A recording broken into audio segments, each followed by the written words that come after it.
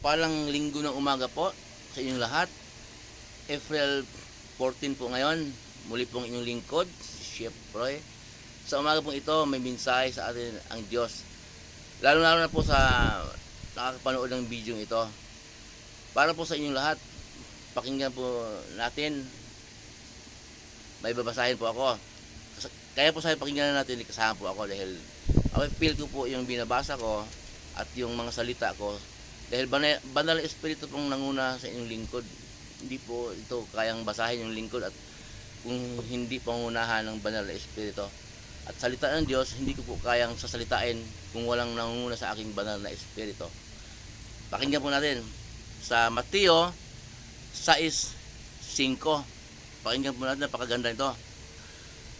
Kapag nanalangin kayo, huwag kayong tumulad sa mga mapagkunwari.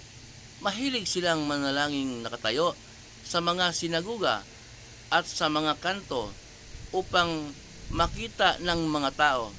Tandaan ninyo, tinanggap na nila ang kanilang gantimpala. Ngunit kapag nanalangin ka, pumasok ka sa iyong silid at isara mo ang pinto. Saka ka manalangin sa iyong ama na hindi mo nakikita, at ang iyong ama na nakakita ng ginawa mo ng lihim, ang siyang magbibigay sa iyo ng gantimpala. Napakaganda po.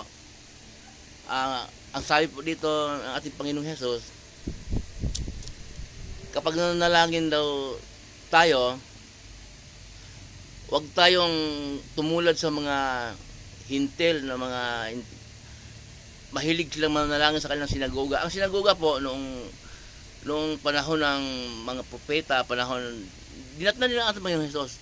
Hindi po yun iglesia, yung sinagoga, doon po ginagawa yung araw ng pamamahinga, o doon po yung mga pagtuturo ng mga eskriba sa lumang tipan. Yun po, doon po ginagawa. Yun po yung building. Minsan hindi building, yung kung nagsisimula pa lang sila, di maliit na parang bahay, may bubong, okay na yun, sinaguga ng tawag noon. Basta doon ginagawa ang pagtuturo ng kautusan sa mga lumang tipan. Mahilig po silang manalangin na makikita ng tao, mapagkunwari sila, at yun, mapagkunwari para sabihin na sila'y banal, ganun. Ang turo po ating Panginoong Hesus, kaya pala marami sa atin nanalangin na hindi marinig ng Diyos. Minsan sasabihin natin na, "O Diyos ko, bakit hindi mo narinig ang aking mga panalangin? Gaano ba kalaki ang aking mga kasalanan?" Yung iba nga dyan, hindi man sumasampalataya sa'yo. Kung ano ng bisyo na ginawa nila, pero pinagpala sila. Pero hindi po yun. Akala lang natin pinagpala sila. Yung maraming kotse, maraming kabit, maraming pera, lahat ng kasiyahan nagagawa nila. Hindi po yun, pangsamantala lang yun. Ang ibig po sabihin ng sinasabi ng ating Panginoong Hesus na dito sa binabasa natin na kapag nanalangin ka, pumasok ka sa iyong silid, isara mong yung pinto, at doon ka mananalangin ng lihim sa iyong ama na hindi mo nakikita. At yung ama na makapangyarihan sa lahat, na nakakita sa iyo ng lihim, siya ang magbibigay sa iyo ng gantimpala. Ang sinasabi po ng silid, ito po may karamihan sa atin hindi naintindihan kasi yung Biblia kasi matalinghaga. Ang sinasabi mong silid, hindi po yung kwarto ha. Pero pwede sa loob ng kwarto manalangin, pero hindi po yung counted agad na kwarto kasi po, hindi ba sa church, pag gawain po pag linggo, sabihin ng pastor na manalangin tayo, kanya-kanya takbuhan sa silid, maghanap ka ng budiga. Okay, papasok ka sa kotse mo. Kung wala kang kotse, wala kang silid. Hindi po silid yun ang tinutukoy ng ating Panginoong Hesus sa talatang ito po. Kasi nga, ang ating Panginoong Hesus, minsan, may mababasa po tayo sa Bible na maaga siyang gumising, pupunta siya sa parang. Yung parang, damuhan po yun. Doon siya manalangin para walang istorbo. Kasi pag habang dinanas ko rin po yung manalangin ako manalangin ako yung akala ko tulog pa yung mga anak ko noon, mga bata pa, mga maliit pa sila. Pag nanalangin ako, nakapikit ako, kakalabitin ako na, Papa, bili ka ng Energen. Papa, bili ka ng Milo. paano makapanalangin yan? Kaya yung sinasabi ng ating Panginoon Jesus, pumasok ka sa iyong silid at doon ka manalangin, yung ibig sabihin ng silid, ang ating Panginoon Jesus, wala namang silid yun eh.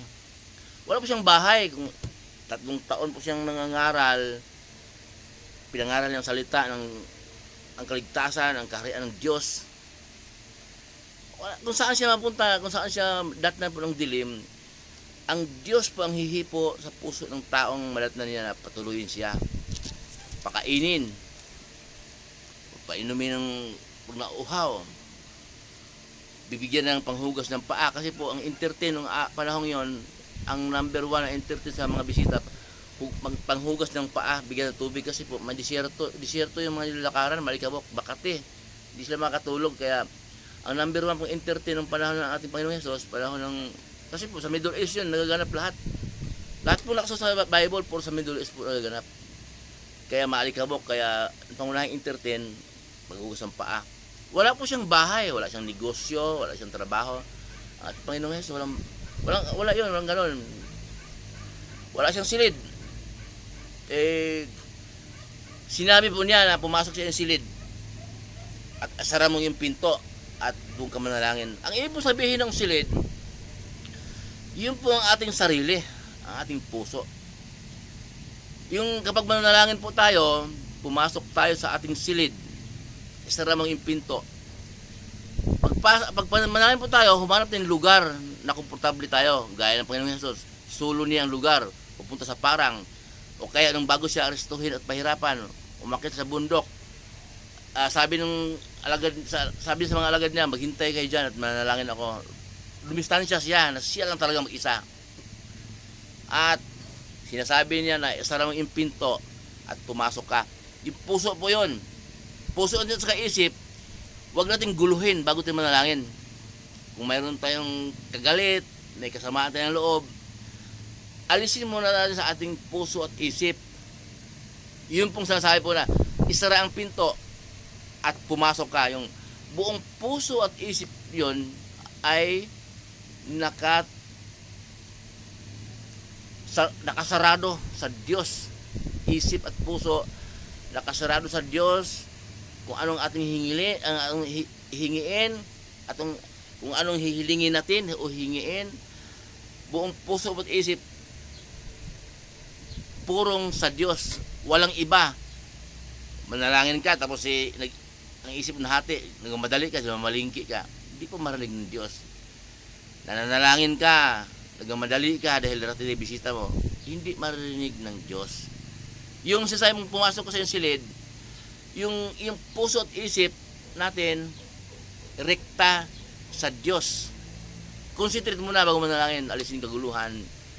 Sabi ko po sa iba kong video na kapag manalangin tayo, meron tayong kaguluhan, marinapin nila ako, bahala kang parusahan mo sila, parang ginawa mong kukulap ng Diyos. Alisin muna natin ang kaguluhan sa isip, kung mga material na bagay, o agawan ng teritoryo, agawan ng kayamanan, o mayroon kang magkaalitan. Alisin po muna natin. Yun ang sinasabi na pumasok ka sa iyong silid at isara mo yung pinto.